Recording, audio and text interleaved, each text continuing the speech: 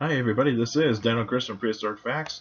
This is a special episode. I'm going to talk about one particular type of dinosaur, and it's a dinosaur that was recently discovered, well, over a year ago, and that is Gualicho. And Gualicho measured 67 meters, or otherwise 20 to 23 feet long. And I really don't know what the name means. If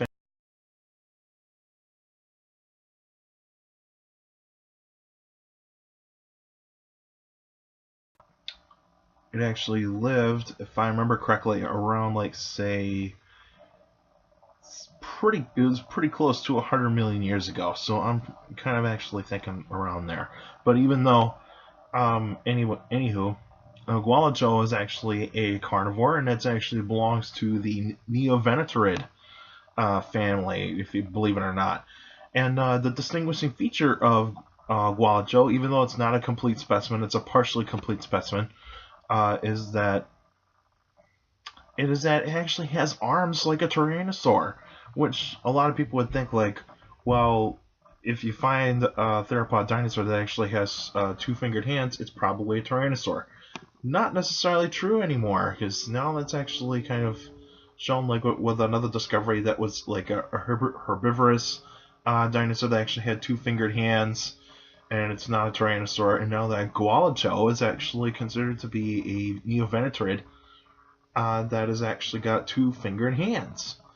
And so it's actually having the same evolutionary path as what tyrannosaurs and abylosaurs are actually having, is that they were starting to get large enough that actually that the arms are no longer going to be in use that much anymore, considering that uh, they would only use their teeth and jaws to actually kill their prey. And Gualicho was found in South America. And so that actually makes it very much more interesting into the fact that this animal is actually possibly hunting down smaller to medium-sized prey. I mean, I'm pretty sure it could actually tackle down large prey like some titanosaurs if it actually had to. But even though if it was competing against other carcharodontosaurs, like say Giganotosaurus, then it would have no chance against, or even Mapusaurus. It would not even stand a chance against those types of animals, considering it's a medium-sized theropod. And medium-sized theropods tend to usually go after animals that are actually nearly as big as it or otherwise smaller. And so, I mean, it could actually take down larger animals if it had to, but with its size, it would actually be very difficult for it to actually take down large prey, like say an adolescent titanosaur. And so Gualicho would actually be the size of like the largest Ceratosaurus, and so that would actually be a good comparison for it. And with Gualicho in terms of extinction, just pretty much couldn't adapt to the changes in the environment, and also its prey sources got away, and also new predators were actually coming in. And it's basically because the Abilisaurs were actually taking over, and so the Abilisaurs would actually be the top predators after Gualicho and the Carcharodontosaurs actually nearly went extinct. And so that's why you actually kind of see a little bit more of how Abilisaurs were starting to get larger in the southern hemisphere, whereas Tyrannosaurs were actually dominating in the northern hemisphere.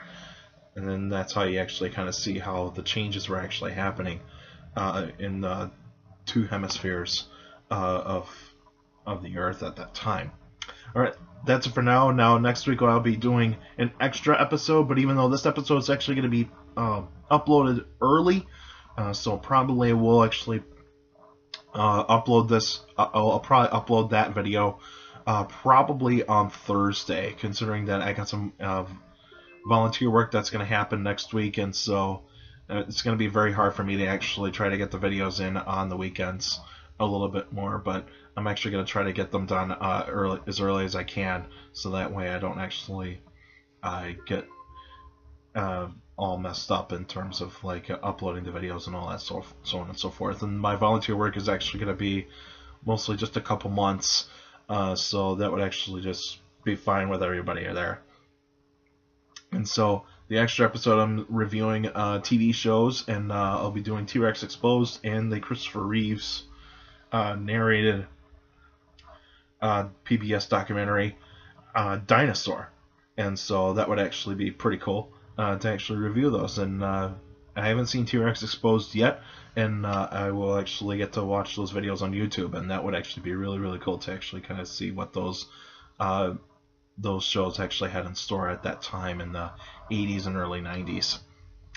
Alright, and you can still send me questions about dinosaurs or any other prehistoric life by emailing me at dinocris71@gmail.com, or as go on my Facebook page, Prehistoric Facts of Dino Chris. Like the page, you can actually post your questions in the comment section or even on the wall of any Facebook post, but remember, keep your questions short to the point. You can also follow me on Twitter at CSGRILL. That's my Twitter page. I post pretty cool stuff on there, and also take care of people around you. And also for younger people out there, make sure to listen to your parents, your teachers, and your guardians. It's the best motivation you could have for good education. It's very important to have good education. With a good education, you get a good job in the future. And as you can see, I am wearing a Packers Clay Matthews shirt on me. I'm not wearing a dinosaur shirt, even though I am actually wearing a dinosaur ball cap. But it's just because it's draft weekend, and I'm kind of keeping an eye on like which teams are picking any kind of players for in the NFL. And so, but even though I'm a Packers fan, and so I actually will look at more of the Packers picks. All right, that's it for now, and I'll see you guys next week.